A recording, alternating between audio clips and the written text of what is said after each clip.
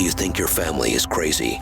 Then think again. This is Fear Thy Family from the My Crazy Family podcast. Love can make you do crazy things, or even sometimes make you do things that end up looking crazy, but at the time, you think that you're doing everything correctly. Like, say your wife disappears, and you think she's kidnapped, and then she's back. And she's got this whole story about how she was kidnapped. And everybody kind of gathers around, and then they start putting pieces together and go, hey, Keith, I don't know about this Sherry that you're with anymore. It seems a little bit off.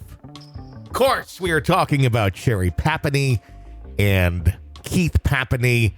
And Keith, at the end of the day, you really kind of got to give some grace to, or a lot of grace to, because he doesn't seem to really know what the hell was going on with the person that he was married to, which can happen. Craziness runs and knows no bounds. In fact, he says he was in shock after learning of the kidnapping hoax that his wife perpetrated. After learning that his wife, Sherry, had lied to him and investigators about being kidnapped in 2016, Keith told them, I'm the idiot husband that stayed around the whole time.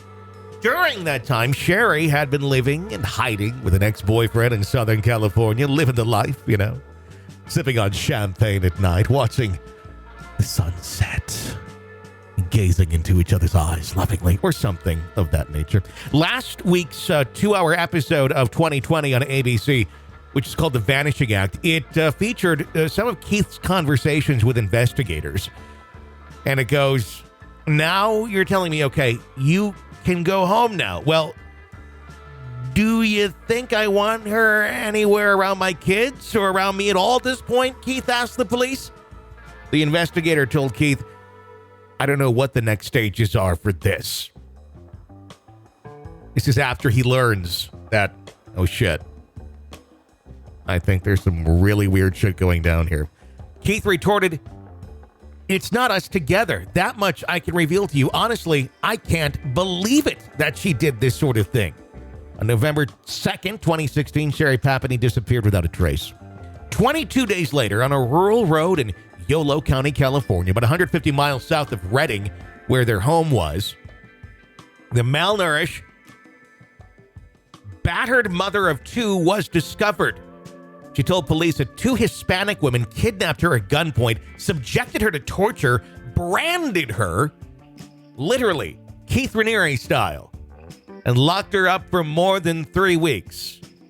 Her 2 young children, only 2 and 4, setting a prime example as mom, as well as the members of the Redding community who had spent days looking for her, were overjoyed to see her smiling face again. And then shit went downhill pretty quick. Authorities discovered that the story of her kidnapping, well, there was some fabrication. She was questioned by detectives, but at first she claimed she had done nothing wrong. On March 3rd, Papini was arrested by federal authorities and later admitted to lying to federal officers and committing mail fraud. Keith claimed in court documents that he was traumatized by her kidnapping hoax when he filed for divorce from her in April and asked to have custody of their 2 children. Bravo! Good job doing that. I think the moment you find out somebody is that crazy, that's pretty much the do this on your to-do list. Divorce, full custody. When Sherry abandoned our kids at a daycare in November of 2016, everything went downhill from there. I spent a lot of time and money trying to find my wife because her disappearance was traumatic for both of us, but especially for our children. The Shasta County Family Court has his declaration, which was obtained by the Sacramento Bee and the Associated Press. Papini was given an 18-month prison sentence in order to pay $309,902.48. Now, I added the cents in there, but it's kind of interesting, unround numbers. In restitution to the California victim Compensation Board, the Social Security Administration, the Shasta County Sheriff's Office, and the FBI for damages they sustained as a result of her lies. And she also has to become the prize on a new round of Plinko on The Price is Right. That's right. Sheri Papini is what you win if you win Plinko. Okay, no, it's that putt-putt game, actually. Judge William B. Shub of the United States District Court referred to Papini as a manipulator when passing sentence. It's putting it lightly. Sacramento Bee says Papini was told that the public does not appreciate being duped. Really? The public doesn't appreciate being duped. Have you watched the news on any channel for the last 5-10 years?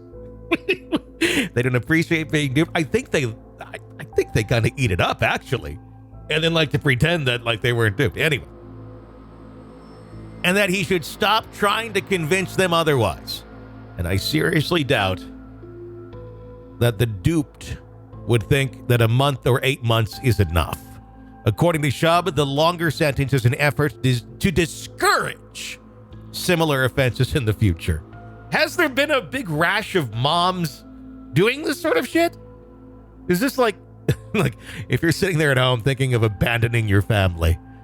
Well, that Sheri Papini thing didn't work out too well. Maybe I'll change my mind.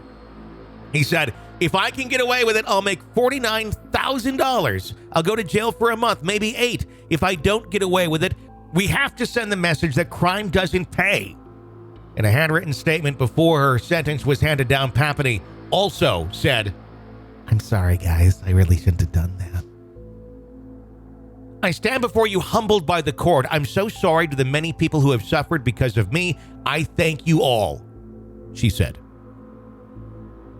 Okay, so it's a little bit more than I'm sorry, but not much. I'm guilty of lying and dishonor. I trust this court and I trust in you, she said. What was done cannot be undone. I'm choosing to humbly accept all responsibility. Keith said in a statement to People magazine, the events of the past 2 months have been shocking and devastating. My current focus is on moving on and doing everything I can to provide my 2 children with as normal, healthy, and happy a life as possible. And honestly, one can only hope that something like that can be found for those 2 innocent children. This has been Fear Thy Family from the My Crazy Family podcast. Share your crazy family stories now at crazyfampod.com and press subscribe and listen for new full episodes every Monday and Wednesday of My Crazy Family.